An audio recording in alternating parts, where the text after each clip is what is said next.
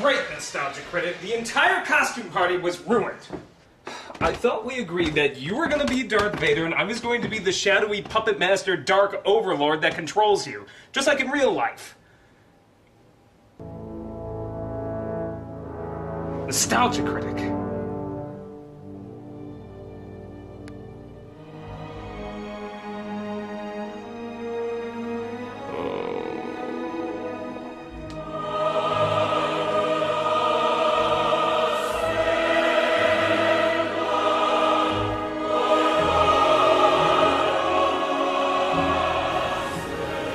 Nostalgia Critic, can you hear me? Yes, my brother. I apologize. I passed out after I thought I heard news that there was another animated Titanic movie. Oh, but I'm afraid in your rage you have forgotten that there is another Titanic movie, and it is your job to review it. It can't be. I reviewed it already.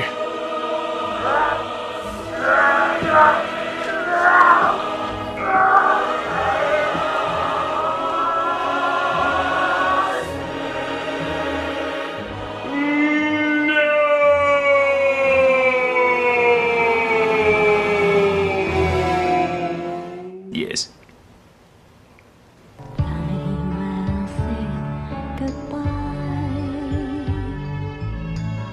Yes, ladies and gentlemen, it appears there's another feature-length ripoff of James Cameron's Titanic. I can't believe I live in a world where two of these exist.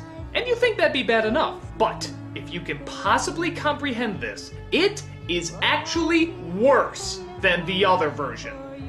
Yes, there is actually something out there worse than this. Party time, everybody's feeling fine 'cause it's party time.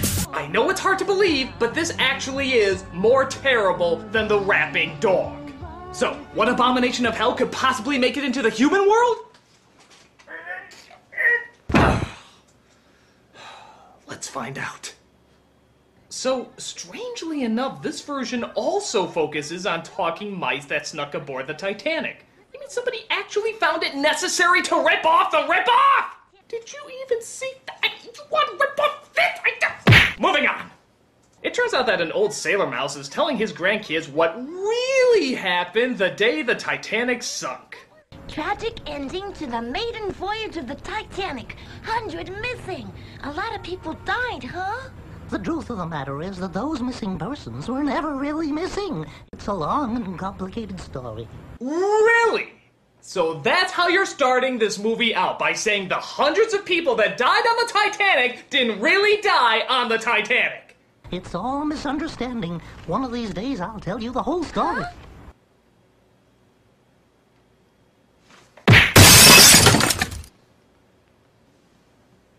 Yeah, bring it in.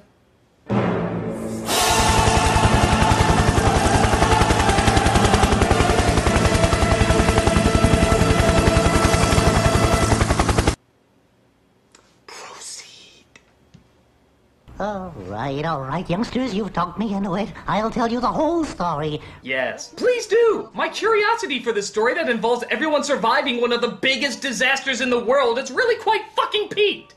It all began long ago in England. So of course, we go into a flashback that shows Grandpa as a much younger mouse who was a sailor on the Titanic. But hey, if having a flashback isn't similar enough to that other film, what do you say we have an exact shot replica for the reveal of our leading lady?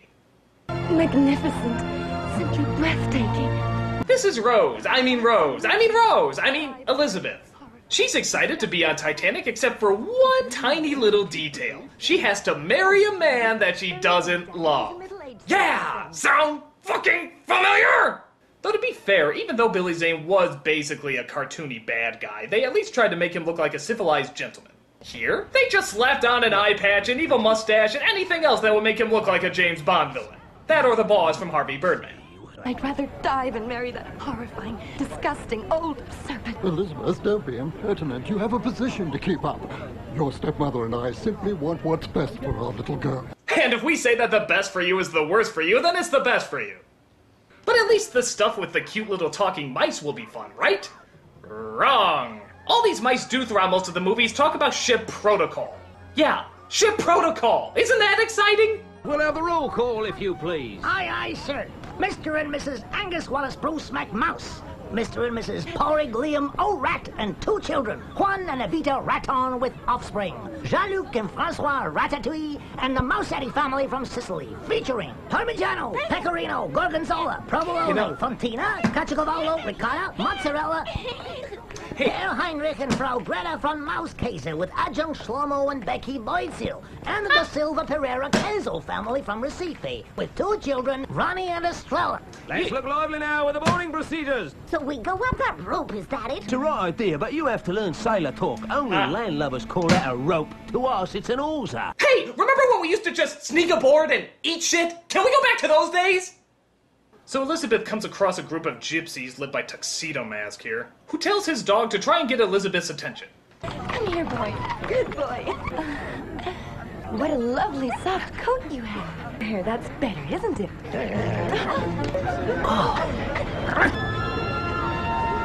You idiot! I told you to get her necklace! What kind of stupid mutt are you?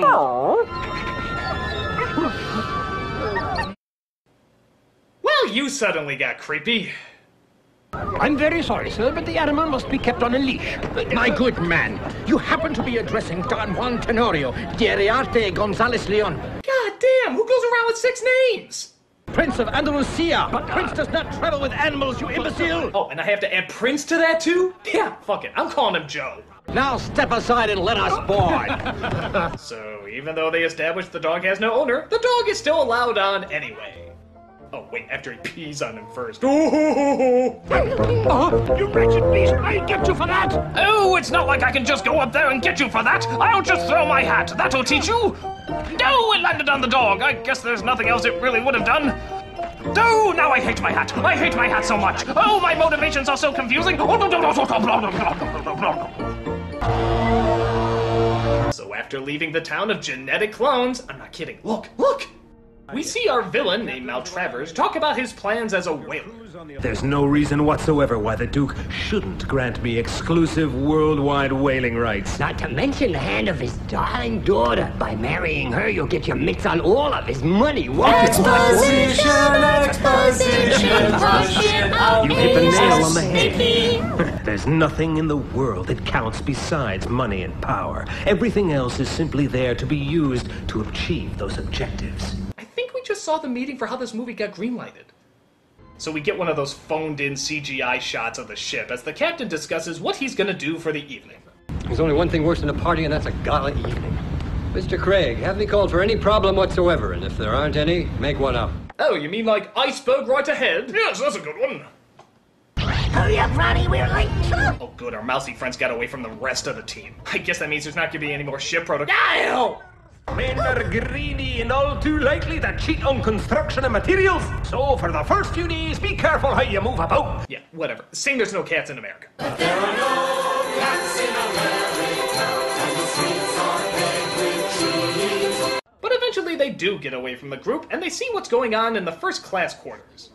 She's as beautiful as a picture and as fiery as the fish out of Carioca. I'll see her in my dreams for the rest of my life. I hate to be a spoil sport, but I would like to draw to your attention the fact that she's a woman and you're a mouse. Well, there's one thing I'm not, and that's a racist. What?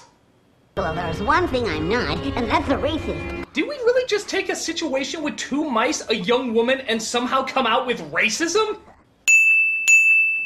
How do you do that? First of all, it's not racism as much as speciesism. Second, why is he fantasizing about a human female? Don't we have enough weird fetishes already with that crazy glove-smelling fucktard? Let's keep the oddness to a minimum. Oh god, I spoke too soon. Just when you thought things couldn't get any weirder, things couldn't possibly get more fucked up, take a gander at this. What's her name? Oh, I don't believe it. I can understand them. You can understand us thanks to a net of magic moonbeams that caught your tears as they fell into the water. We added a little magic of our own, and voila! The spell was cast. Pardon? Okay, am I dreaming this? I really must be dreaming this. I really can't comprehend this at all. At all. I mean, okay, we now have magic dolphins who apparently can fly because, well, how the hell else are they staying up there so long? Who can suddenly talk to her because her rainbow bright tears caused some moonbeam bullshit and now everything's coming up Dr. Doolittle. But sure, why not? Okay, you can talk to dolphins now, arguably one of the most intelligent creatures on the entire planet. So what exactly are you gonna say to them? If I could turn into a dolphin like you, that would make me happy. That's great, young lady, that's great. You wish you were a dolphin, that's wonderful. What the fuck am I watching?! Okay, for the sake of argument, let's say that you stayed in the theater after you saw this scene. What exactly are they gonna do with this revelation? We're engaged in a desperate battle to save the lives of our friends, the whale. The Maltravers ships are hunting the poor things near to extinction. I'm sorry, which story are we watching? The love story, the ship, the mice, the whales? What is the focus? You can't just throw this incredibly bizarre bullshit at us and just expect us to go along with it. I mean, it's like saying, hey, the Titanic wasn't destroyed by an iceberg, it was a evil gang of underwater sharks who are in cahoots with the evil whaler. Hey, me and the boys are ready to go into action anytime you say, guy. Ice, I have a message from the boss. Stay alert and don't stray too far from the ship. Tell him we're ready to destroy anything, anytime. I'm sorry, I need to drop something.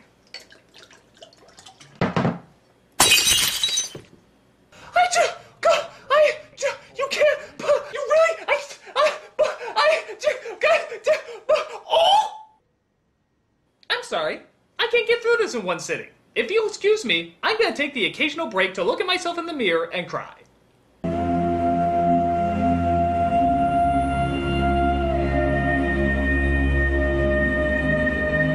Whew. On we go.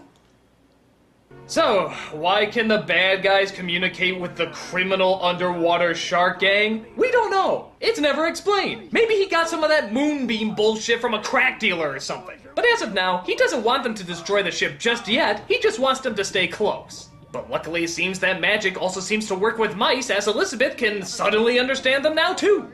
You ought to face the issue squarely and tell your father and Everard what you think. You've gotta fight.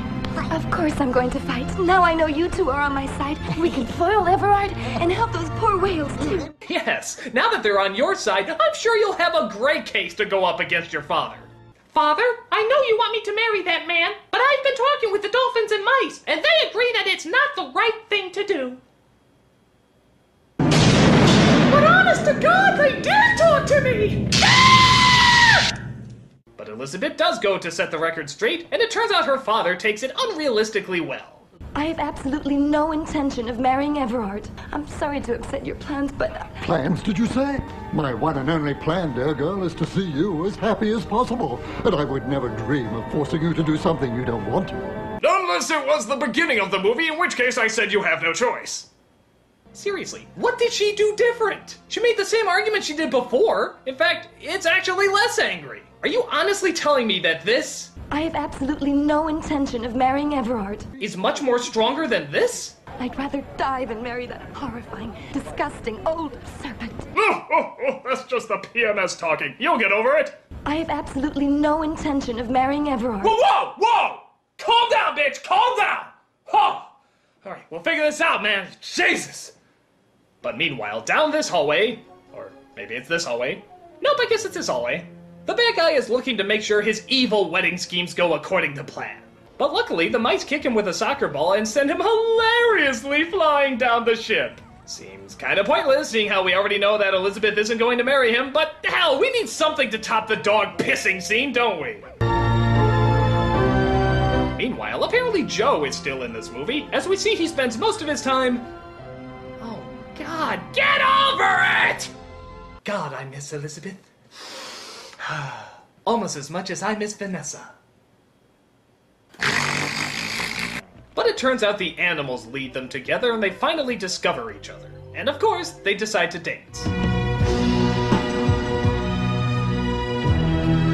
But, unlike the other animated Titanic movie where they shared only 3 lines of dialogue and decide they love each other, here they only share 1 line of dialogue. Yeah, one fucking line of dialogue and they know it's meant to be. I guess she considers sniffing the glove first base. But the whaler and evil stepmother, it turns out, are in cahoots with each other and they want to stop them from hooking up. I trust I've been clear enough. If Mr. Maltravers is so important to you, then you marry him. Actually, that's a great idea. If she's so evil, why doesn't she just leave Elizabeth's father and go with the whaler guy? Doesn't that make more sense?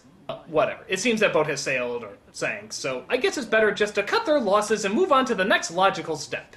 Hold the father up at gunpoint, force him to sign the whaling concession, and tie him up so he won't escape. Tell me you wouldn't do the same thing! So he sends the message to the whalers that they're allowed to hunt wherever they please, but luckily the mice cut the wires before the message can get out. I'm sure that won't backfire in any way!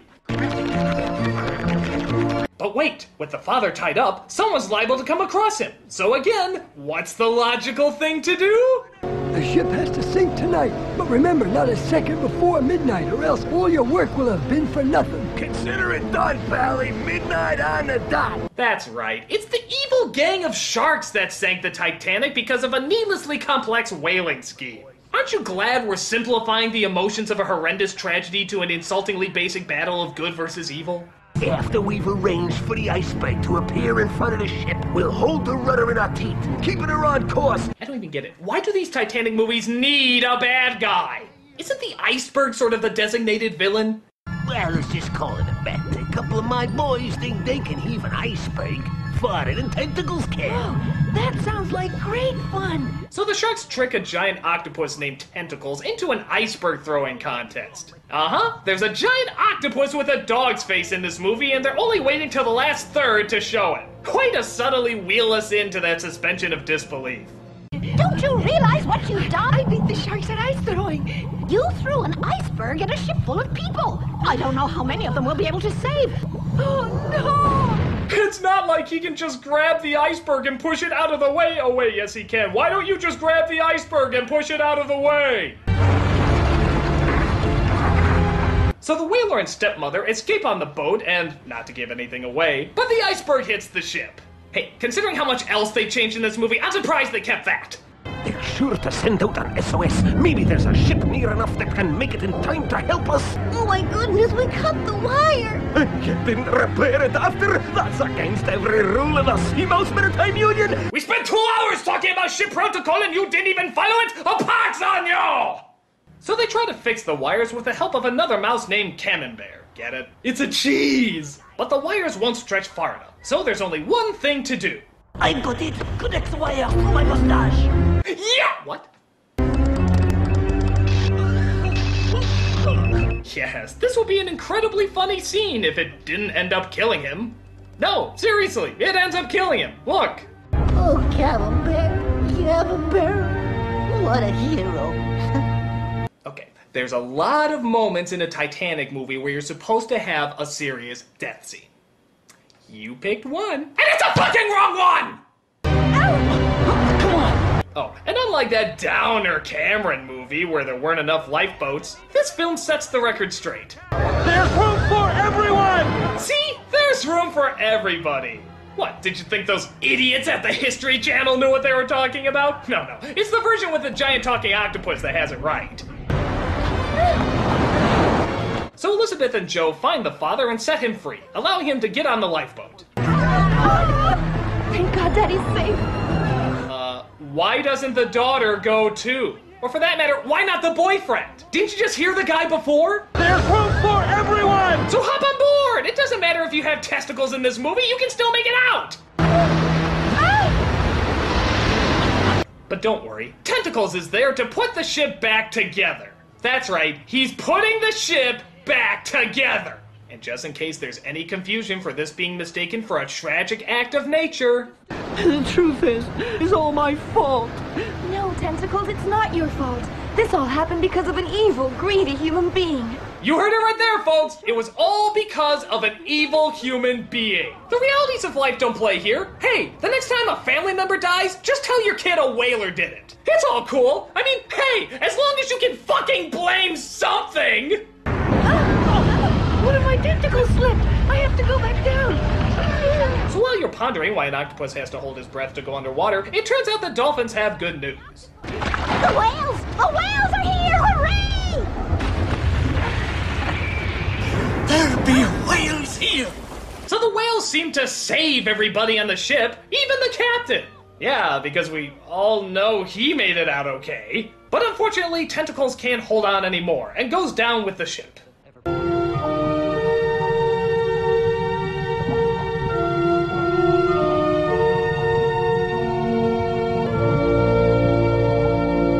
That sucks. But we have a wedding to cut to. That's right, Elizabeth and Joe finally got married, as did Grandpa Mouse and that blonde who he only shared one line with. Seriously, do these guys ever start a dialogue?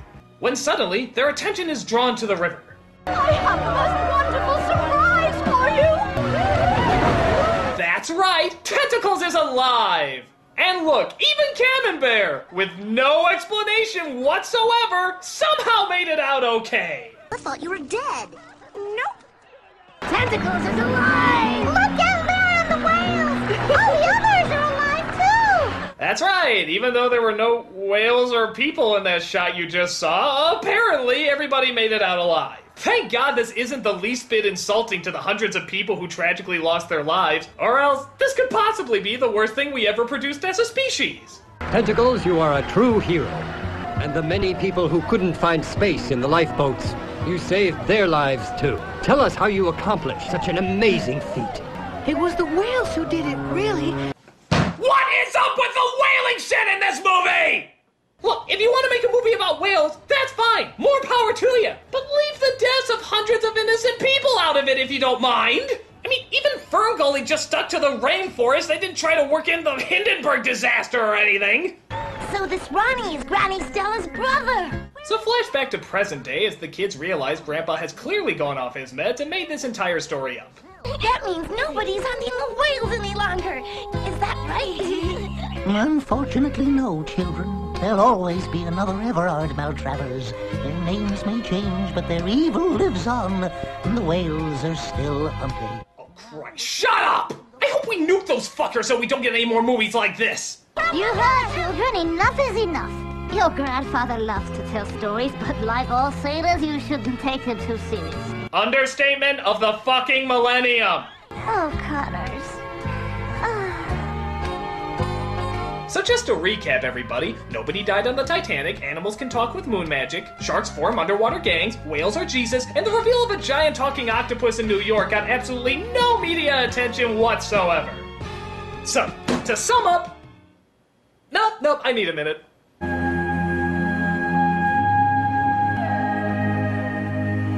Okay. Can you see why this is worse than the other one? I mean, the animation is better, but this goes from stupid to disgustingly insulting. Just the idea that people took this tragedy and turned it into such a lame ploy to save the whales is mind-boggling. The Titanic story has nothing to do with whales, so why'd you make that connection? It's insulting to history, it's insulting to children's intelligence, and it's straight up insulting to the people who died. Honestly, it's sort of hard to watch, it's so horrendous. I mean, it honestly makes this film look more realistic. The film with the rapping dog is actually closer to the real story of the Titanic. That is a new low for a kids movie to sink. It's beyond shit, and my guess is it'll take days before you stop feeling unclean from it. My only hope is that people will finally learn their lesson and stop making animated spin-offs off this shit.